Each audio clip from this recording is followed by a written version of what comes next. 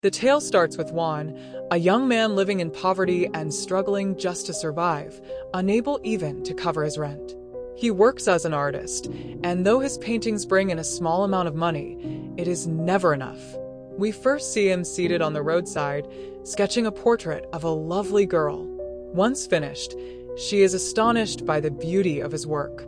Yet right as Juan prepares to begin another painting, a lavish car halts nearby.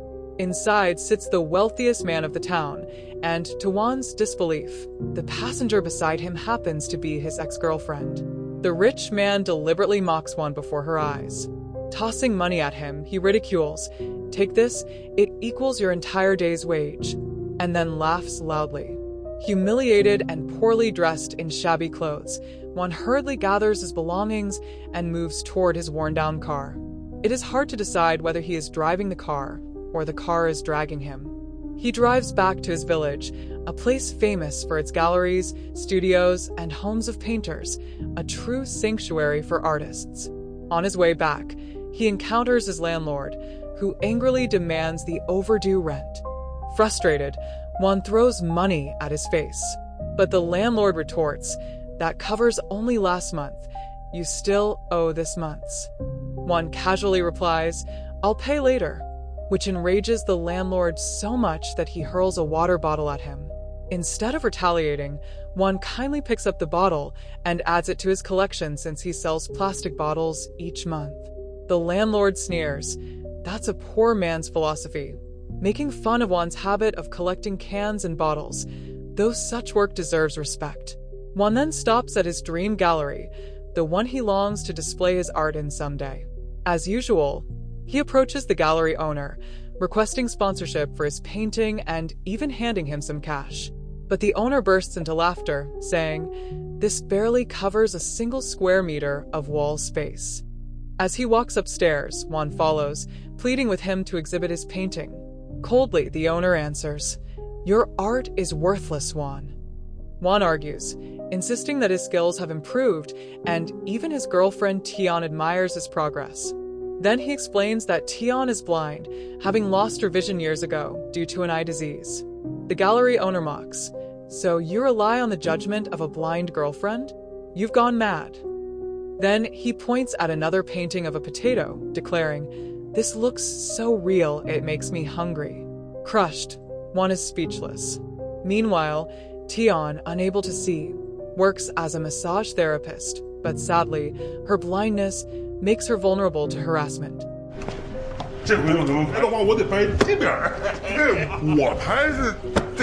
One day, Juan catches someone abusing her, and in anger, he punishes the harasser by inflicting the same treatment he gave her.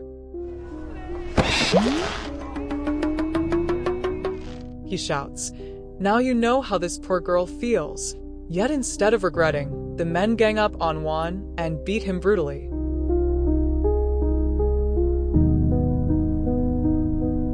Afterward, Tion tends to his wounds at home. Juan brags, "I destroyed them all without pity." Tion, who only heard screams, believes him, thinking it was the bullies screaming, not Juan.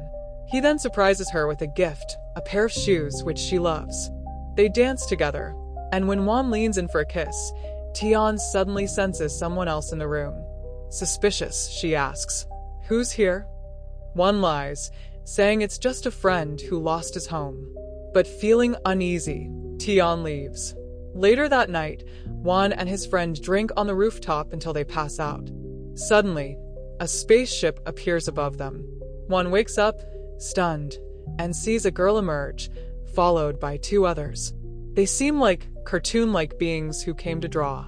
When Juan tries to photograph them, he foolishly leaves the flash on, alerting them.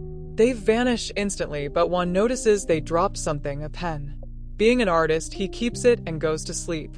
The next morning, he recalls the event. His friend jokes, "Are you dead or just sleeping?"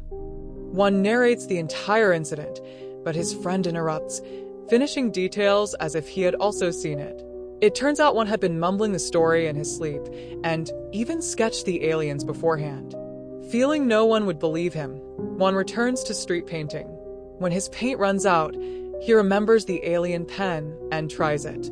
To his shock, Whatever he sketches with it turns real. Testing with an apple, he draws and eats it, realizing it's real. Excited, he rushes to show his friend, who laughs and calls him insane. To prove it, Juan draws a gold bar. Though it doesn't appear immediately, an old man outside suddenly finds it and walks away with it. Finally convinced, Juan's friend urges him to draw more. They create enormous sums of cash, palaces, and even luxury lifestyles. But when the police arrive confused about a palace appearing out of nowhere, Juan realizes the pen also has an erase button, which deletes anything he draws. From there, Juan uses the pen to become unimaginably rich. He pays rent for 100 years in advance, shocks his ex by buying multiple palaces, and gifts Tian her own mansion. At a grand party, he proposes to her, but she refuses, saying she doesn't want him to suffer shame by marrying a blind woman when he could have anyone. He assures her that his wealth came from art, then finally tells her about the magical pen. Tian requests that he draw her a pair of eyes. The first attempt goes wrong, as the eyes appear on someone else's shoulder.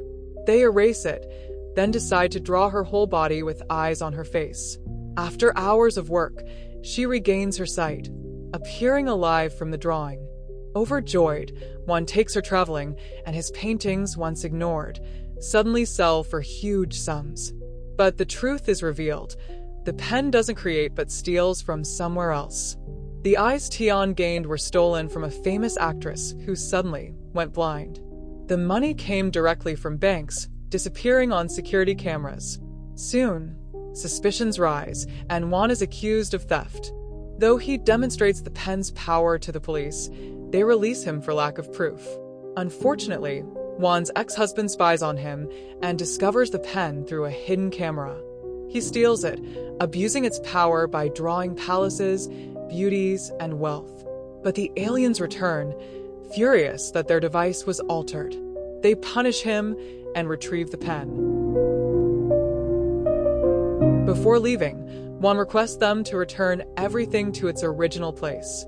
They agree, undoing every creation, including Tian's eyes. Once again, life goes back to normal. Juan is poor, his paintings unsold, but Tian reopens her beauty salon.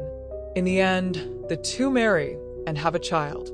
The magical adventure concludes, teaching that nothing in life comes without consequence.